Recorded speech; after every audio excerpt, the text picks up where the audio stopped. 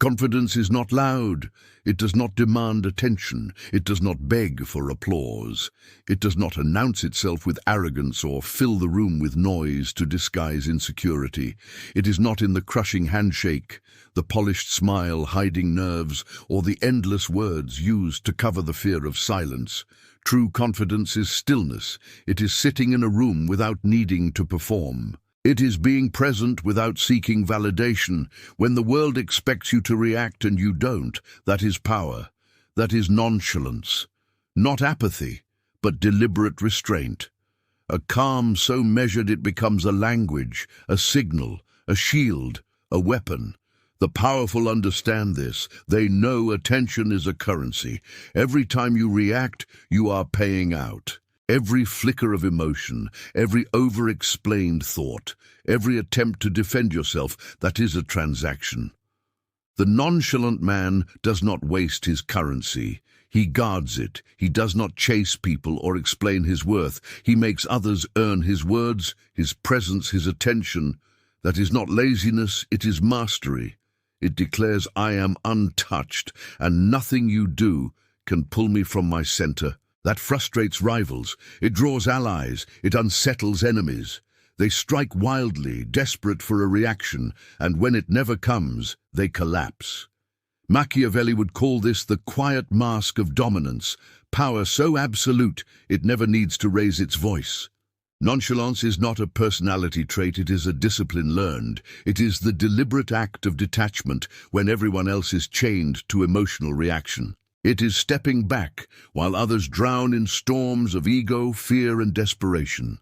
Most people are reactive by nature. An insult hits, they bite back. A crisis arises, they panic. A temptation comes, they leap. They see silence as a void and rush to fill it with noise just to feel in control. That is why nonchalance terrifies them. It denies them the game they are used to playing. Think of this. The one who is loud, emotional, expressive, they are predictable. You can read them, you can exploit them. But the one who gives you nothing, that is the one you fear, because you do not know where he stands, what he is thinking, or what he will do next. That uncertainty forces hesitation in everyone around him, and hesitation is where power lives. Machiavelli said a ruler must appear unshaken, whether the kingdom thrives or falls, because perception shapes reality. If people believe you are unmovable, they treat you as though you are. And soon, in their eyes, you become that figure. Even if you are silently calculating your next move, this is where nonchalance becomes psychological warfare. You do nothing. Yet others exhaust themselves trying to read you, provoke you, understand you. Your stillness becomes the strike, your silence becomes the blade. When you offer no pattern, no reaction, no predictable behavior, the human mind fills the blanks with its own fears. You grow larger than life in their imagination, smarter, more dangerous, more strategic than you even need to be. The greatest power players in history knew this. The calmest man in the room wins, not because he is stronger, but because everyone else is forced to play his game on his terms. Nonchalance does not just shield you from manipulation, it makes manipulation useless. The reason guilt, propaganda, and baiting work on most people is because they react. They lash out, justify, protest, and in doing so, they give away power. But the nonchalant man does not take the bait. He sees it for what it is and does nothing. And in doing nothing, he forces the manipulator to reveal their hand alone. They waste their energy. They become frustrated. They slip. Nonchalance is not passive. It is not weakness. It is active control. It is precise timing. It is the difference between reacting and deciding, between noise and clarity. In business, the one who does not rush into a deal often secures the best terms. In relationships, the one who can walk away without flinching holds the upper hand. In leadership, the one who stays calm when the building burns becomes the anchor everyone looks to. Because chaos makes people search for stability. And if you can be that anchor, not as an act, but as who you are, then you own the room. Nonchalance flips the entire balance of power. You stop chasing validation. You make others chase yours. You stop scrambling for position. You let others compete for the space you have already claimed with your presence. This is not magic. It is psychology. When you give nothing away, others create meaning around you. They assume depth where there is silence. They imagine strategy where there is only control, and in that uncertainty, they hesitate. They miscalculate, they reveal themselves, while you, the nonchalant one, remain steady, still, and observant. You see them clearer than they see you. You move only when it matters. You speak only when the silence has done its work, and when you finally move, it lands like an earthquake. Because stillness, when broken, is deafening. This is why nonchalance is so rare. It requires the kind of inner discipline most people never build. It demands retraining your responses to urgency. Most people live in fast-forward, pinged, prompted, and pulled in 1,000 directions. They move to the world's tempo. The nonchalant man sets his own rhythm. He delays, he pauses, he breathes, and when he moves, the world notices because he is not always there. His presence is not a given. It is a statement. When he speaks, people listen. When he acts, it shifts the room. Not because he is the loudest, but because he is the hardest to predict, the hardest to provoke, and the hardest to replace. He becomes the gravitational center without asking for it. His calm commands more than shouting ever could. And the brilliance of nonchalance is that it reshapes not only how others see you, but how you begin to see yourself. When you refuse to be pulled into chaos, when you train your nervous system to remain steady under pressure, something inside you shifts. You stop moving from panic. You stop chasing closure. You begin choosing when and how to engage. The world stops dictating your rhythm. You begin playing your own music at your own volume, and others unconsciously move to it. This is not arrogance, it is autonomy. The nonchalant man does not need to dominate to feel powerful. His power lives in being unaffected, in refusing to be rushed or rattled, and people sense it. They lower their voices around him, they weigh their words, they measure their tone. They adjust themselves instinctively, because he has already chosen his pace, and that pace does not change for noise, for praise, or for threats. That is the magnetic force of restraint. The more he withholds, the more others want to draw near. But nonchalance is not only defense, it can be offense. It is the power to set emotional traps without appearing to set them, because while most are busy proving, explaining, and performing, the nonchalant man is simply watching. And in that stillness, others overextend, they overshare, they underestimate, they reveal their intentions. Why? Because they crave feedback. They need emotional response to measure where they stand, and when they receive none, they begin to guess. And guessing breeds mistakes. When someone insults you and you do not respond, they begin to fear what you are thinking. When someone pressures you and you remain calm, they start wondering what you know. When someone tries to control the situation and you stay composed, they begin to lose control themselves. This is not passive resistance, it is psychological precision, because the nonchalant man does not merely survive pressure. He converts it into leverage. He turns urgency into advantage. He lets others expose their hand while keeping his own unreadable. That unreadability is the essence of mystique. It makes you a puzzle, and human nature is drawn to puzzles. We are wired to chase understanding. When someone is easy to read, we lose interest. But when someone shows restraint, when their emotions stay hidden behind composure, they become magnetic. Nonchalance invites projection. People fill in the blanks with their own fears, desires, and fantasies, often assigning you more depth, more strength, more power than you truly hold. You become a myth, not because you built it, but because you never interrupted it. Yet to wield this power with precision takes discipline. It is not enough to be quiet or stoic. You must be intentional. Every pause must carry weight. Every silence must be alive, not empty. The room must feel your absence when you leave and your pull when you speak.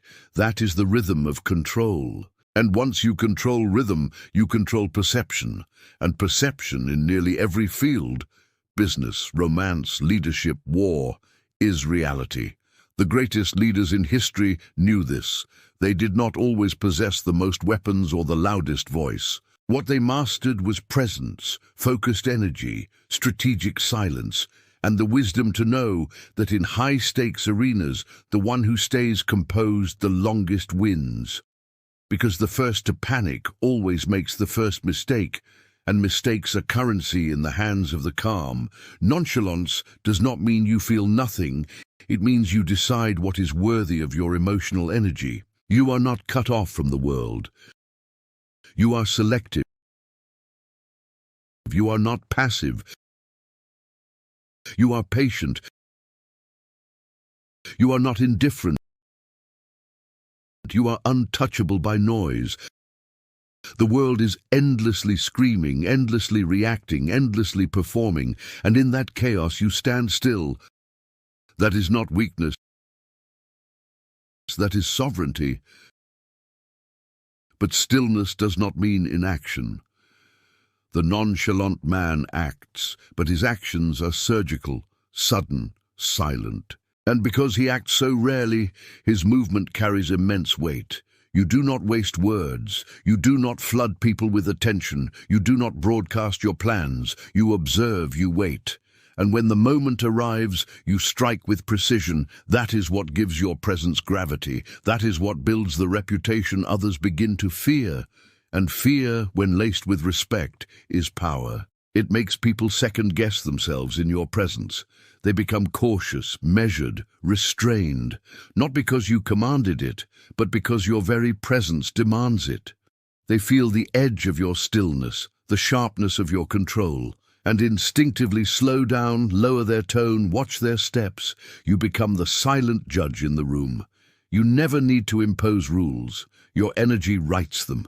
But this control is fragile. The more you are available, the more you speak, the more you expose yourself, the quicker the mystique dissolves. The rare is valuable. The familiar is ignored. That is why the nonchalant man is not endlessly visible. He is not endlessly reachable. He withdraws not out of insecurity, but to preserve weight. He makes solitude feel powerful, not lonely. He never explains his absence. His presence alone is enough of a statement. And when loss comes, when life resists him, he absorbs it as stone absorbs the tide. No dramatic outbursts, no visible fractures. He meets defeat with the same poise he meets victory.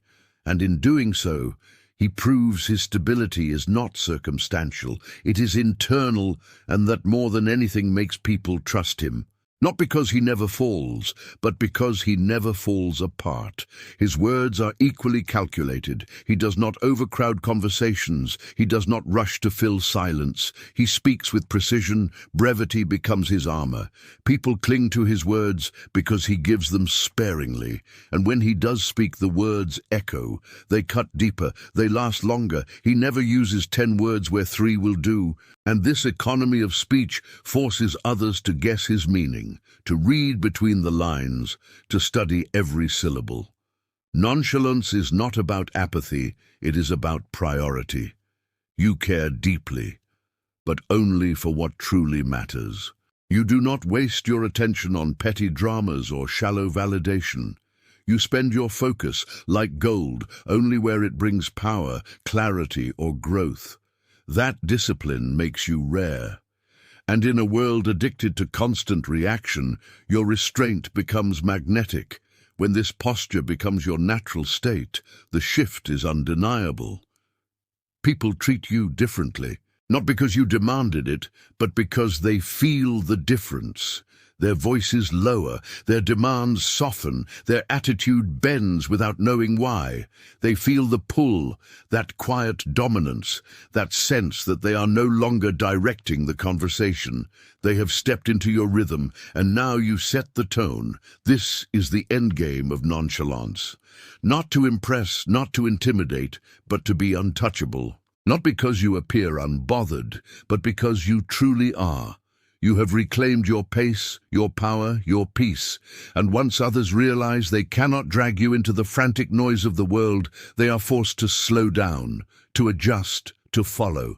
And in that moment, you have already won. Nonchalance in its raw form is the absence of visible concern. But when sharpened, it becomes a tool of immense strategic weight, a weapon that disarms rivals, unsettles enemies, and draws allies closer without pressure or persuasion.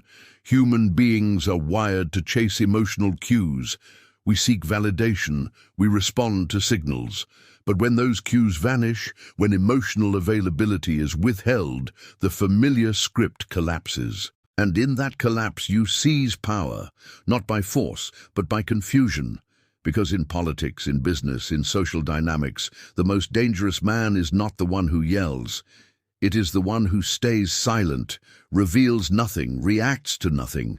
The one who seems calm while the ground shakes beneath him. That composure creates a dissonance in others. Why isn't he worried? What does he know that I don't? That imbalance grows into self-doubt. And self-doubt is where control quietly shifts. To wield nonchalance as a weapon is to embrace a truth. Perception is reality. The way you carry yourself shapes how others interpret your strength. A man who flinches under pressure invites attack. A negotiator who looks eager invites weaker terms. A leader who shows desperation invites betrayal. But the one who stands still amidst chaos sends the most terrifying signal of all: control, and control does not need to be explained. It is felt in the silence, in the slowness, in the refusal to panic when others collapse. The greatest tacticians in history did not win because they shouted louder. They won because they mastered presence. They could step into a room and alter the energy by their very existence. When others ran on fear, they stood still. When rumors spread, they did not chase them. They let them spiral on their own. That stillness was never weakness. It was a noose tightening so slowly the victim never saw it until it was too late. And you too can learn this. You can stand motionless while others unravel themselves trying to provoke you. You can break their strategy by starving it of oxygen. Their aggression burns out alone. Their tactics collapse inside the vacuum of your composure. Nonchalance is magnetic because it is scarce. In a desperate world, indifference is mistaken for strength. But understand, this is not pretending not to care. It is knowing exactly when and where to care. It is the art of caring selectively, of never wasting energy on what has no power over you. And once you stop reacting to everything, you begin to dictate what matters. You shape the entire game. That allure, the sense that you are never fully available, becomes irresistible. People chase what they cannot possess. When you are eager, you are predictable. When you are detached, you become a puzzle, and puzzles draw people in. They begin competing for your attention, your approval, your presence, and in that chase, they fall into your orbit. You become the center they measure themselves against. But nonchalance demands mastery. Many fail because they confuse it with laziness or with emotional apathy. True, nonchalance is alive, deliberate, highly active. It requires awareness of every emotional current in the room. You must feel everything and respond to almost nothing. You must know when stillness protects you and when movement changes everything. Total detachment can be mistaken for coldness. Endless restraint can risk irrelevance. The art lies in balance. It is also a weapon when applied with precision. Nonchalance, when wielded correctly, becomes a perfect trap. You present yourself as detached. You let others stretch themselves too far. You allow them to think you are disinterested, unprepared, unmotivated. They grow reckless. They dismiss your presence. They reveal their plans, believing you pose no threat. And at the very moment they celebrate victory, you cut through with speed, certainty, and control, not as a desperate gamble, but as a calculated strike. They never anticipated it because you never revealed intention. Their assumption became the rope that bound them. The secret lies in your inner state. If you only act calm while burning inside, the mask will crack and betray you. Nonchalance has to be genuine. You train yourself to sever dependence from the outcome, not by ignoring it, but by pursuing it without desperation. You move with direction, never with need. That is not apathy. That is still focus. That is authority. And true authority does not flinch. It does not scramble. It rules. When that composure becomes embedded in you, the effect is absolute. Opponents grow uneasy, searching for signs that do not exist. Negotiators grow careful, sensing a balance they cannot disturb. Supporters grow loyal, drawn to your calm. Enemies grow lost, because no matter their move, you remain steady. Your pace does not shift. You hold the rhythm. You become the mirror reflecting their agitation back at them. In a world consumed by reaction, the figure who observes without trembling holds the sharpest weapon. Yet every blade has two edges, and this one can cut its master. Nonchalance misunderstood can become paralysis. If you confuse restraint with hesitation, you forfeit control. A commander who delays in battle condemns his own forces. You must discern when stillness is strength and when it is cowardice wearing armor.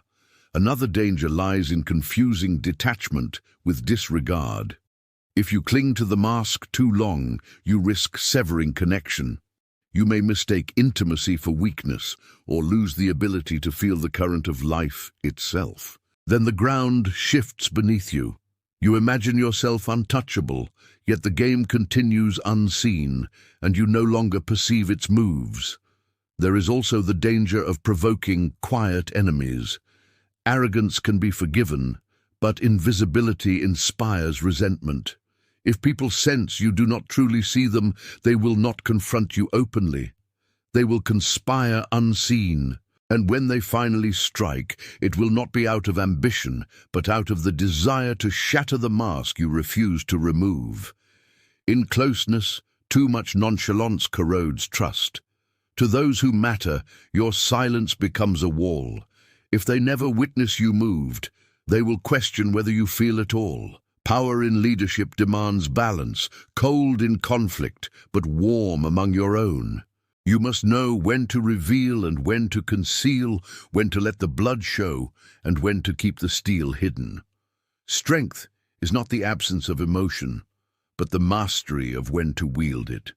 The gravest danger of all is mistaking the mask for your face.